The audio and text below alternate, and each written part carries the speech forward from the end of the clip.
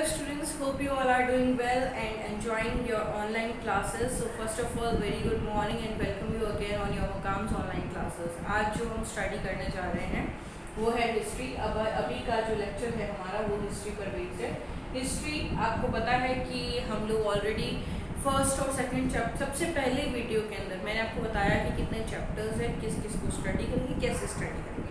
Second video में मैंने आपको ये बताया कि फर्स्ट चैप्टर कैसे इनिशिएट करेंगे, क्या क्या चीज़ें उसके अंदर पढ़ेंगे, कैसे पढ़ेंगे। 2 वीडियोस हमने उस पर डिस्कस किए।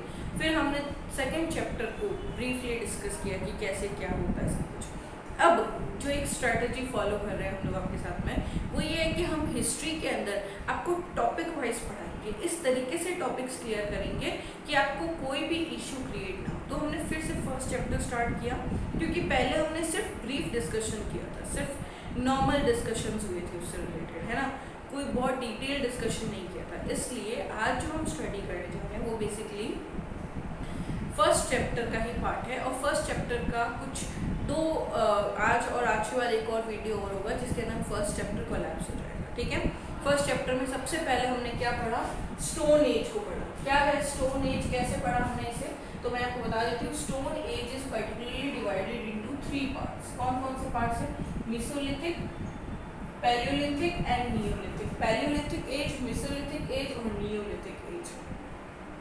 ये तीनों एज क्यों स्टोन एज क्यों कहते हैं, ये हमने चीज़ें डिस्कस की है। तो देखिए पहले के टाइम में जब हमें नहीं पता था कि कहाँ से शुरुआत हुई है, कहाँ पे लोग हैं, कैसे रह रहे थे, कहाँ से शुरुआत हुई चीज़ों की, सिविलाइजेशंस कैसे शुरू हुई, तब हमने एक एज वाइज, अब जिसको कोई टाइम ही ना पता हो वो क्या करेगा, एक जनरल अपने हिसाब से कुछ नाम रख देगा उस टाइम का और उस टाइम को डिवाइड कर देगा। वैसे ही हिस्ट्री को हमारे जो हिस्टोरियंस हैं, आर्कियोलॉजिकल्स हैं, उन्होंने सर्वे किया तो उन्हें अलग अलग पत्थर के औजार मिले। तो उन्होंने ये डिसाइड किया कि हमें ये तो नहीं पता है किस टाइम का है, लेकिन किस तरह के पत्थर के औजार है। मोटे मोटे थी सिर्फ एज इट इज पत्थर को यूज़ कर रहे हैं, या शार्प किए हुए पत्थरों को इस्तेमाल कर रहे हैं, या फिर शार्प जो शेप में पत्थर है उनको इस्तेमाल कर रहे हैं। तो इस तरीके से उन्होंने स्टोन के बेसिस पर, कैटेगरी के बेसिस पर, भाई शुरुआत कहाँ से हुई थी, सबसे पहले एज इट इज पत्थर को उठा के उन्होंने हंटिंग के लिए और यूज़ करना स्टार्ट कर दिया। फिर ना धीरे धीरे उस पत्थर को थोड़ा सा जो हम कह सकते हैं फर्निशिंग करके उसकी, फिर उसको थोड़ा शेप दिया होगा। उसके बाद में तीखे नुकीले पत्थर के औजार मिले हमें। तो उन्होंने कहा कि हम इन 3 तरह की कैटेगरी के बेसिस पे 3 तरह की एज टाइम डिवाइड कर देते हैं। तो उन तीनों को पैलियोलिथिक, मेसोलिथिक और नियोलिथिक एज कहा जाता है। किसको कहा जाता है? स्टोन एज को। Stone age is divided into further 3 parts, Palaeolithic, Mesolithic and Neolithic. ठीक है, उसके बाद में आती है इंडस वैली सिविलाइजेशन। कल हमने इसे बहुत अच्छे से पढ़ा। इंडस वैली सिविलाइजेशन कहाँ से शुरू हुई, सरस्वती रिवर के पास में क्या सिचुएशन रही। हड़प्पा सिविलाइजेशन हमने परसों की क्लास में पढ़ी थी। कल की क्लास में हमने इंडस वैली सिविलाइजेशन का आर्किटेक्चर पढ़ा, कैसे डिवाइड हुआ, क्या हुआ, कैसे हुआ, वो सब कुछ पढ़ा। उसके बाद में अब हम आएंगे किस पे, महाजनपद पीरियड। इंडस वैली सिविलाइजेशन गुजर चुका है, अब क्या आ गया है, महाजनपद पीरियड। महाजनपद पीरियड के बाद में आएगा डायनेस्टी पीरियड। मतलब अब देखो, अब सिस्टम बताती हूँ मैं, कोई राजा महाराजा नहीं, कुछ भी नहीं है, जहाँ पे हमें लोगों को ये भी नहीं पता कि लोग हंटिंग करके चलाते थे, कैसे करते थे, क्या करते थे, आदिवासी टाइप के लोग करते थे, इधर से उधर घूमते थे। ये सब कहाँ आया, स्टोन एज में। फिर धीरे धीरे लोगों ने बसना शुरू किया, 10, 12, 15, 20 लोग मिले, फिर उन्होंने और कल्चर क्रिएट किया और लोग आए और सब कुछ हुआ। ऐसे करते करते सोसाइटी बनी, एक सिविलाइजेशन टाइप बनने लगी। तो वो सिविलाइजेशन क्या कहलाई, इंडस वैली सिविलाइजेशन, जिसमें बहुत अच्छी तरीके से हमने देखा कि लोगों में तमीज़ थी, तहजीब थी, मतलब उन्हें कैसे आर्किटेक्चर करना है, घर कैसे बनाना है, वो कैसे करना है, ये सब चीज़ें उन्हें बहुत अच्छे से आती थी। इन सब चीज़ों के बेसिस पे उन्होंने क्या किया, अपनी पूरी सोसाइटी को वेल मैनेज तरीके से बनाया, जो कि हमने कल के वीडियो में डिस्कस किया था कि कैसे घर बनाए गए, कैसे गलियाँ बनाई गई, कैसे नदियाँ बनाई गई, कैसे चीज़ों को यूज़ किया गया है। बड़े बड़े बाथ टब के बारे में पढ़ा हमने, टाउन प्लानिंग के बारे में पढ़ा। तो ये सारी चीज़ें हमने पढ़ी कि लोग कैसे कैसे थोड़े सिविलाइज हो गए थे, बहुत सिविलाइज हो गए थे। ठीक है, उसके बाद में अब लोग तो सिविलाइज हो गए, घर बना लिए, सब कुछ मैनेज कर लिया। अब उनके अंदर थोड़ी थोड़ी सेंसेस डेवलप होने लगी। उन्होंने कहा भाई हम इस एरिया वाइज अलग अलग एरिया डिवाइड कर देते हैं। छोटे गांव, बड़े गांव, कुल जिसे कहते हैं, कुल, पद, जनपद, महाजनपद, ऐसे। तो उन्होंने क्या किया, छोटे छोटे कुल मिला के पद बने, पद मिला करके महाजनपद बने, है ना, जनपद बने, सॉरी, और जनपद खूब सारे मिला के महाजनपद बने। जैसे अभी होता है विलेज, विलेज के बाद टाउन, टाउन के बाद सिटी, सिटी के बाद डिस्ट्रिक्ट होता है, डिस्ट्रिक्ट के बाद में आगे स्टेट होता है, और खूब सारे स्टेट्स मिला करके इंडिया होता है। वैसे जैसे स्टेट्स है ना, स्टेट्स, वैसे ही महाजनपद हुए। तो महाजनपद की शुरुआत कब हुई? 6th सेंचुरी BC के अंदर महाजनपद शुरू हुए। ठीक है, सबसे पहले तो मैं आपको बता दूं कि महाजनपद कितने हुए हैं। ओवरऑल 16 महाजनपद हुए हैं। कितने महाजनपद हुए हैं? 16 महाजनपद, जिसमें से 10 जो है वो रिपब्लिक बेस्ड है, मतलब रिपब्लिक से, मतलब कि आप मान के चलिए रिपब्लिक्स, सॉरी स्पेलिंग मिस्टेक हो गई यहाँ पे, रिपब्लिक्स, है ना। तो जैसे कि मैंने आपसे कहा कि अब इंडिया में खूब सारे स्टेट्स हैं, लेकिन बड़े बड़े स्टेट्स किसकी वर्चस्व किसका ज़्यादा है? राजस्थान है, MP है, UP है, और हम बात करें कि ये महाराष्ट्र है, ये है। लेकिन अगर हम बात करें गोवा की, छोटा सा है ना, हम बात करें 7 सिस्टर्स की, छोटे छोटे साइड की एरिया है, गिनो ना गिनो, है ना। तो इस तरीके से क्या हुआ, जैसे हमने यूनियन टेरिटरीज डिवाइड कर रखी है, वैसे ही 16 में से 6 तो मेन रिपब्लिक्स थे, लेकिन इसके अलावा जो 6 थे वो यूनियन टेरिटरीज कैसे होती, छोटी छोटी सी, मतलब स्टेट्स नहीं है वो, यूनियन टेरिटरीज छोटे छोटे एरिया से डिवाइड करके उनको भी कोई दर्जा दे दिया, तो वैसे वो 6 महाजनपद हुआ। ठीक है, 10 जो रिपब्लिक हुआ करते थे, ये बहुत इंपॉर्टेंट है। हमेशा राजा जो है वो इन 10 रिपब्लिक में से चुना जाता था। किंग जो था किसमें से चुना जाता था? इन 10 रिपब्लिक्स में से। ठीक है, इन 10 रिपब्लिक्स में से किंग चुना जाएगा। इन 10 रिपब्लिक्स में ही पूरा एडमिनिस्ट्रेटिव सिस्टम होगा। ये सब चीजें कहाँ स्टैब्लिश थी? इन 10 रिपब्लिक्स। कौन कौन से थे ये 10 रिपब्लिक? शाक्य, कोलिया, बग्गा, हुली, कलम, मलास। मलास 2 थे, मलास मुसीना भी था और पावा का भी मलास था। तो मलास, मौर्य, विदेहास और लिच्छवीज। तो ये 10 तरह के मेन रिपब्लिक्स थे जो कि महाजनपद हुआ करते थे। ठीक है, हाँ थोड़ा डिफिकल्ट है, लेकिन 16 जनपदों के नाम पूछे जाते हैं और 10 रिपब्लिक के नेम्स भी पूछे जाते हैं, इसलिए आपको याद करना पड़ेगा। ठीक है, तो इस तरीके से 10 रिपब्लिक हुआ करते थे, ये चीजें हमने पढ़ ली। उसके बाद में आया 10 रिपब्लिक के बाद में, मतलब महाजनपद जो है, महाजनपद सिस्टम में इतना ही आता है। महाजनपद 16 हुआ करते थे। कब शुरू हुआ? 6th सेंचुरी BC के अंदर। उसके बाद में कितने रिपब्लिक थे? 10, और 6 जो है एडिशनल थे। ये 10 रिपब्लिक जो मेन थे वो कौन कौन से थे? ये वाले महाजनपद हुआ करते थे। ठीक है, अब इनसे रिलेटेड भी कुछ इंपॉर्टेंट टर्म्स है, जब वो हम क्वेश्चन आंसर करेंगे, जब हम नेक्स्ट डिस्कस करेंगे चैप्टर की समरी, उस समय हम डिस्कस करेंगे। ठीक है, अब इसके बाद में एक चीज मैं आपको और बताती हूँ, एक इम्पॉर्टेंट टर्म और आता है आपके एग्जाम में, जिसके बारे में पूछा जाता है। क्या है वो इम्पॉर्टेंट टर्म?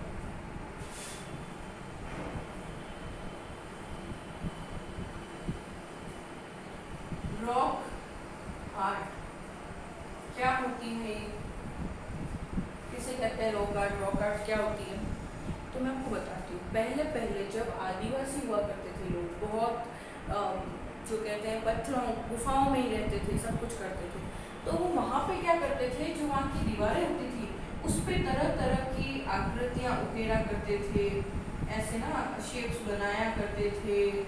इस तरह का शेप बना दिया उन्होंने, इस तरीके की शेप्स जो है वो बनाया करते थे। पिक्टोग्राफी कहते हैं, वॉल आर्ट कहते हैं इसे। दीवार के ऊपर रॉक आर्ट, मतलब उन गुफाओं की दीवारों पर जो है कलाकृतियाँ किया करते थे, जिसके बेस पे हमें पता चलता है आज भी कि उस समय क्या क्या होता था। अब मैं आज इसको देखूंगी तो मुझे क्या समझ आएगा, ये कोई हथियार लिया हुआ है या फिर इसमें कोई आग वाग लगा के कुछ लिया हुआ है ना। तो मुझे देखते ही समझ आ गया, मतलब मुझे क्या करने किया मैंने, भाई इंडस वैली में तो स्टोन आर्ट में ये क्या कहते हैं, गुफाओं में नहीं रहते थे, लेकिन इससे पहले स्टोन एज के अंदर क्या कहते हैं, गुफाओं में रहते थे। तो इसके अंदर जो ये पार्ट है, ये कहीं ना कहीं स्टोन का औजार हो सकता है। मैंने कनेक्ट किया, चीज़ों को कनेक्ट किया आपस में।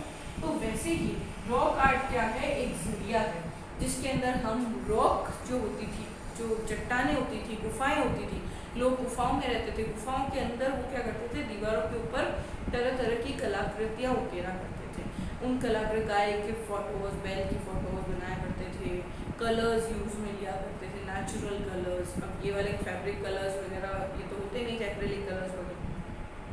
तो क्या कलर्स, नेचुरल कलर्स यूज में लेते हुए कुछ अलग अलग चीज़ें बनाया करते थे।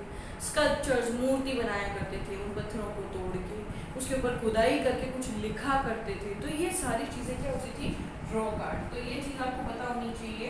इसको लिखेंगे कैसे आप मैं बता देती हूँ।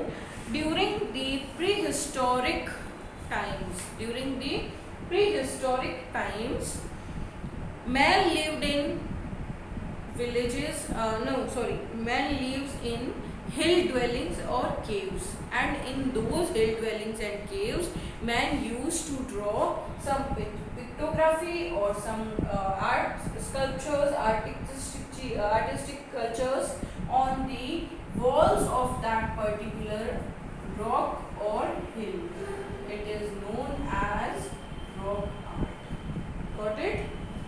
चीज़ें समझ में आ गई आपको? तो ये चीज़ हमने आज यहाँ पे अभी पढ़ी। उसके बाद में एक और इम्पोर्टेंट टर्म आता है, अब आप कहेंगे वो क्या है। तो देखिए हम 1 बाय 1 चल रहे हैं चीज़ों को लेकर, है ना। 1 बाय 1 आपके टॉपिक्स डिस्कस कर रही हूँ, क्लियर कर रही हूँ, जिससे कि आप, मुझे पता है कि आने वाले टाइम में कोई भी इशू आपको नहीं आएगा, ठीक है। देखो अब हम डिस्कस करते हैं इसके बारे में। हम डिस्कस करेंगे त्रिरत्ना और पंच यजनास के बारे में। सबसे पहले होता है त्रिरत्नास।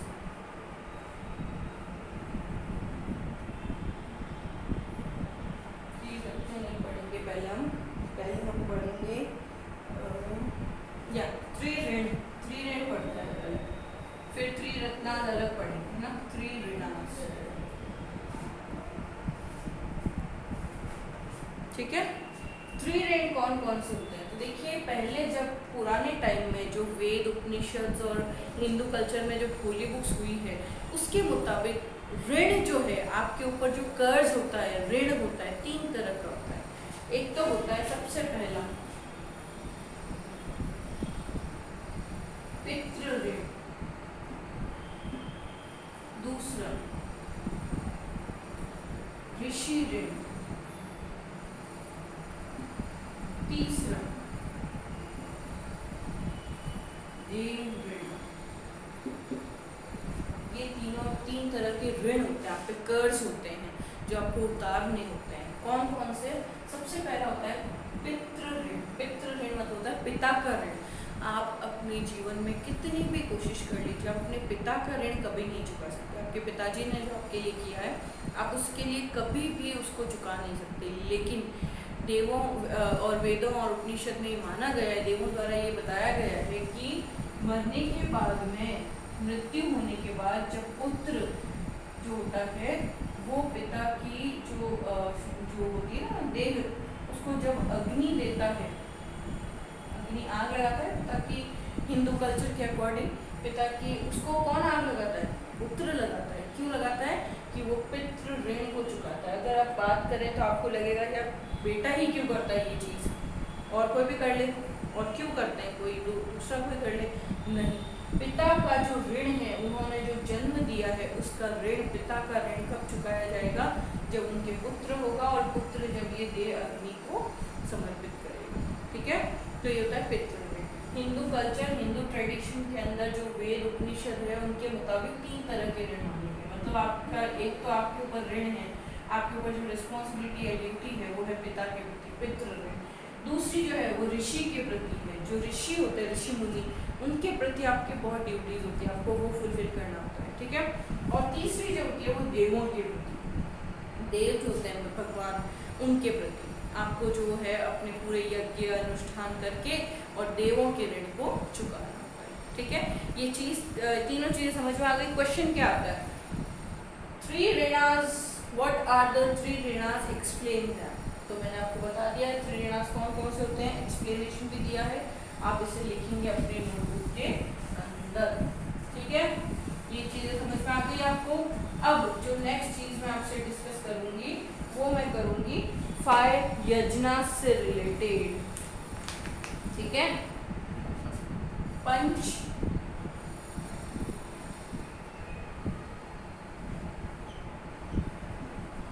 यज्ञ, पंच यज्ञ, मतलब 5 तरह के यज्ञ होते हैं। मतलब यज्ञ सुना होगा आपने, अग्नि कुंड बना होता है, उसमें आग लगती है, अग्नि लगती है, ये क्या होता है, और यहाँ पंडित जी बैठे होते हैं, है ना, तो ये क्या होता है, ये यज्ञ होता है।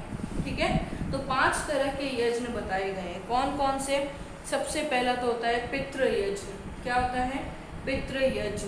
दूसरा होता है ऋषि यज्ञ। ठीक है, उसके देव यज्ञ, पितृ यज्ञ, ऋषि यज्ञ, नृ यज्ञ, भूत यज्ञ और ब्रह्मा यज्ञ। ठीक है, इस तरह के यज्ञ होते हैं। तो ये मैंने आपको यज्ञ बताया जो ऋषि मुनि बैठकर यज्ञ करते हैं, आहुति देते हैं। ये आहुति का जो धुआं है वो जब ऊपर भगवान तक पहुंचता है तो भगवान उससे प्रसन्न होते हैं। भगवान, ऐसा माना जाता है भगवान का जो खाना है वो ये इससे निकला हुआ धुआं होता है। तो आप जितने मन से इसमें कुछ डालेंगे, घी डालते हैं, जितने मन से इस अग्नि को प्रवाहित करते हैं उसी मन से वो धुआं ऊपर जाके भगवान में आपके प्रति प्यार पैदा या आपके प्रति समर्पण पैदा करता है। ठीक है, इसके बाद में हम डिस्कस करेंगे महाजनपद। डिस्कस कर लिया हमने, 16 महाजनपद है। 16 महाजनपद कौन कौन से हैं? एक बार सबके नाम लिख लो आप, मैं बोल देती हूँ आपको। मैं सिर्फ बोलूँगी, मैं लिखूँगी नहीं, आप खुद लिखेंगे। मैं स्पेल भी कर देती हूँ उसे। 16 महाजनपद है, कौन कौन से हैं उनके नेम नोट डाउन कर लीजिए। सबसे पहला अंगा, ANGA, अंगा। ठीक है, दूसरा है मगध, MAGADH, मगध। तीसरा है काशी, KASHI, काशी। चौथा है कोसाला, KOSALA, कोसाला। पांचवा है यज्जी संगा, वज्जी संगा, VAJJISANGHA, संगा। ठीक है, फिर नेक्स्ट 6th है मल्ला, MALLA, मल्ला। 7th है चेडी, CHEDI, चेडी। ठीक है, 8th है वत्स, VATSA, वत्सा। 9th है कुरु, KURU, कुरु। ठीक है, 10th है पंचाल, PANCHAL, पंचाल। 11th है मत्स्य, MATSYA, मत्स्य। 12th है सुरसेना, SURSENA, सुरसेना। उसके बाद में 13th है अस्मक, ASMAK, अस्मक। 14th है Avanti, AVANTI, Avanti. And then 15th है Gandhara, GANDHAR, Gandhara. And 16th is Kamboja, KAMBOJ, Kamboja. ठीक है, ये 16 जनपद है जिन्हें आपको याद करना है। ठीक है, अब एक इम्पॉर्टेंट टर्म मैं आपको बताती हूँ, सभा और समिति।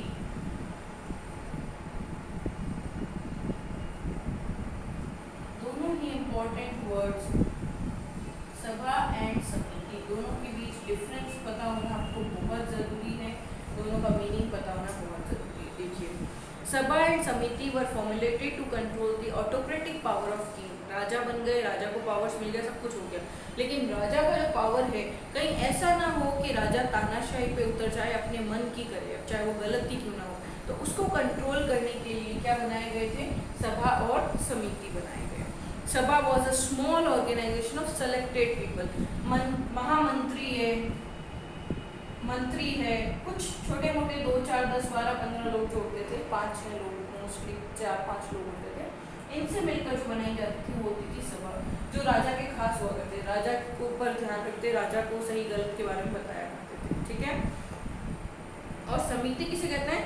थोड़ी बिग ऑर्गेनाइजेशन जिसके अंदर कॉमन लोग भी शामिल होते हैं। सभा, जो समिति बैठती थी ना, सभाएं चलती थी बड़ी बड़ी, तब समितियां बैठती थी वहाँ पे। तो समिति मतलब होता है, सभा तो क्या होता है, कुछ लिमिटेड लोग जो राजा के खास है, राजा से रिलेटेड है, उन सबका। समिति मतलब थोड़े और बड़े लोग, मतलब कॉमन लोग भी उसके अंदर सम्मिलित हैं। ठीक है, इस तरीके से सभा और समिति स्टैब्लिश होती है। ये दोनों चीज़ें पूछी जाती हैं। ठीक है, उसके बाद में देखिए कई तरह के लिटरेचर हुए हैं। एक आपका जो आज का होमवर्क है, आप मुझे ग्रीक लिटरेचर, चाइनीज लिटरेचर, ठीक है, Greek literature, Chinese literature, Tibetan literature and Arab literature, इनके बारे में आप मुझे थोड़ा थोड़ा 2-2, 3-3 लाइन में लिख करके आंसर सेट करेंगे। ठीक है, इसके अलावा वेदांग, वेदांग कौन कौन से हैं, ये इम्पोर्टेंट है भाई, आपको वेदांग पूछे जाते हैं एग्जाम में, है ना। तो वेदांग बहुत इंपॉर्टेंट हो जाते हैं, मैं जो लिखवा रही हूँ उसे नोट कर लेना। वेदांग मतलब वेदों के अंग, वेदांग जो है वो डिवाइड किए हुए हैं, देखिए वेदांग,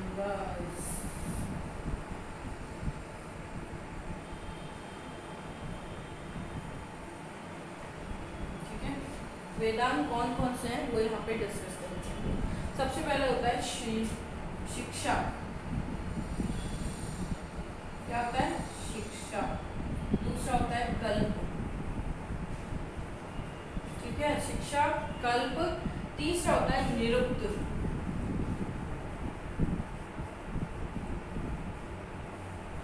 ठीक है, शिक्षा कल्प निरुक्त। फिर आता है व्याकरण,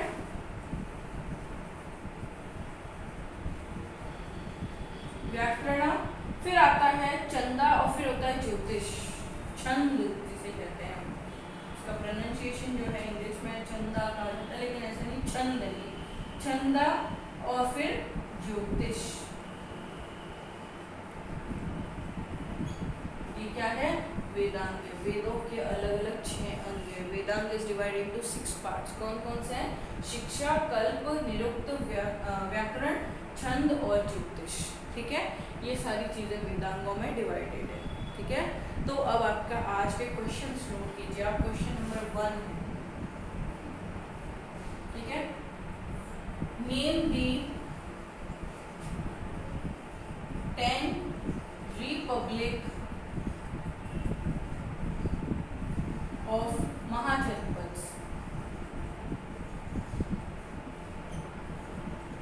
ठीक है। फर्स्ट क्वेश्चन क्या हो गया, नेम दी 10 रिपब्लिक ऑफ महाजनपद, ठीक है। ये रिपब्लिक से महाजनपद के। Question number 2, name the 16 mahajanapadas,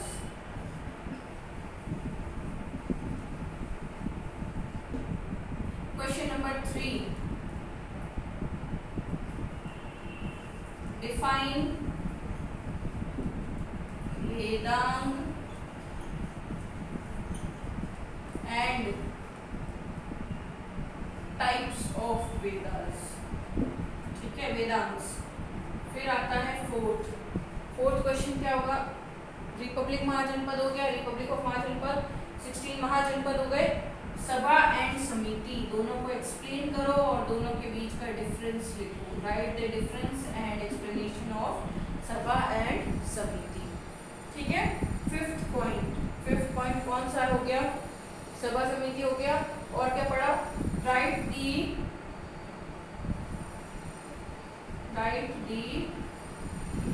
types of ऋणांश, ऋण कितने तरह के होते हैं उसके बारे में बताइए। And 6th question is write the types of यज्ञास, यज्ञ कितने तरह के होते हैं उसके बारे में भी बताइए। 6 क्वेश्चन मैंने आज आपको दिए हैं। सबसे पहले तो रिपब्लिक जो है 10 महाजनपद के रिपब्लिक जो है उनके नाम बताइए, 16 महाजनपद के नाम बताइए, define the Vedang and types, Vedang क्या किसे कहते हैं और उसके टाइप्स कौन कौन से हैं वो बताइए, सभा और समिति के बारे में बताइए कि दोनों क्या होती है, इन दोनों में क्या डिफरेंस है। उसके बाद में टाइप्स ऑफ ऋणास बताइए, ऋण कितने तरह के होते हैं वो बताइए। उसके बाद में यज्ञ कितने तरह के होते हैं वो भी बताइए। According to Hindu culture, Hindu scriptures and Hindu literature, write the types of ऋणास and write the types of yajna. ये 6 क्वेश्चन है जो आज आपको होमवर्क में करनी है। क्या क्या चीज़ें पढ़ी हमने आज हमने पढ़ा स्टोन एज के बारे में, स्टोन एज कैसे डिवाइडेड है और कितने पार्ट्स में डिवाइडेड है। फिर हमने इंडस वैली सिविलाइजेशन के बारे में कल के वीडियो में देखा था, हड़प्पा सभ्यता उससे पहले देख चुके हैं हम लोग। इंडस वैली सिविलाइजेशन को पूरा डिस्कस किया। फिर हमने डिस्कस किया किसे, इंडस वैली सिविलाइजेशन के बाद हमने डिस्कस किया महाजनपद पीरियड। महाजनपद से कब शुरू हुआ पीरियड, 6th सेंचुरी BC से, और कितने जनपद हुए हैं, 16 महाजनपद हुए हैं। उनमें से 10 जो है रिपब्लिक है, रिपब्लिक बेस्ड है, मतलब जहाँ से राजा चुने जाते हैं और जहाँ इंपॉर्टेंस होती है जिन चीज़ों की, वो 10 महाजनपद जो रिपब्लिक है वो बिल्कुल अलग है, उनको हमने यहाँ पे डिस्कस किया। उसके बाद में हमने देखा ऋण कितने तरह के होते हैं और यज्ञ कितने तरह के होते हैं, इन दोनों चीज़ों को देखा। उसके बाद में हमने जो देखा सभा और समिति के बारे में देखा, सभा और समिति क्या क्या होते हैं। उससे पहले हमने रॉक आर्ट को पढ़ा। हाँ, एक क्वेश्चन और ऐड कर लीजिए, रॉक आर्ट के बारे में बताइए, डिफाइन रॉक आर्ट और राइट अबाउट रॉक आर्ट। ठीक है, रॉक आर्ट को पढ़ा हमने। रॉक आर्ट के बाद में हमने वेदांत को पढ़ा, वेदांत कितने तरह के होते हैं ये भी पढ़े हमने। सभा और समिति पढ़ा, फिर हमने ऋण कितने तरह के होते हैं वो पढ़े, यज्ञ कितने तरह के होते हैं वो पढ़े, है ना, और 16 महाजनपद भी पढ़े। इस तरीके से आज हमने इस चैप्टर का मैक्सिमम पोर्शन कवर कर लिया है। ठीक है, अब कुछ थोड़ा बहुत जो कुछ भी इस चैप्टर के बारे में बचा है वो हम नेक्स्ट कल के वीडियो के अंदर डिस्कस करेंगे। तब तक आप इस वर्क को कंप्लीट करेंगे मेरे साथ में व्हाट्सएप पे पर्सनली जो है व्हाट्सएप के ऊपर आप मुझसे ये वर्क शेयर करेंगे। ठीक है, so don't forget to submit your work, enjoy कीजिए स्टडीज़ को। कोई डाउट आ रहा है पर्सनली मुझे व्हाट्सएप कीजिए कि मैम ये चीज़ें समझ में नहीं आ रही है, तो मुझे पता चले कि आप देख रहे हैं वीडियोज़ को। ठीक है, और जितना ज़्यादा हो सके वीडियोज़ देखिए और नोट्स बनाइए, बिकॉज 12th बोर्ड दूर नहीं रही है। ठीक है, August is almost to complete, then hardly 5 to 6 months। और क्योंकि इस बार कोविड-19 के कारण इतना गैप आ गया, तो मैं आपको बता देती हूँ कि कोविड के कारण जो गैप है उसको रिकवर करने के लिए बोर्ड के एग्जाम नेक्स्ट सेशन में जल्दी एग्जाम कर रहे हैं। ठीक है, so don't forget to go through all these things. ये क्वेश्चन जरूर कीजिए, वर्क कंप्लीट करिए, नोट्स बनाइए और जैसे मैं पढ़ा रही हूँ वैसे पढ़ते चलिए। Bye bye, take care.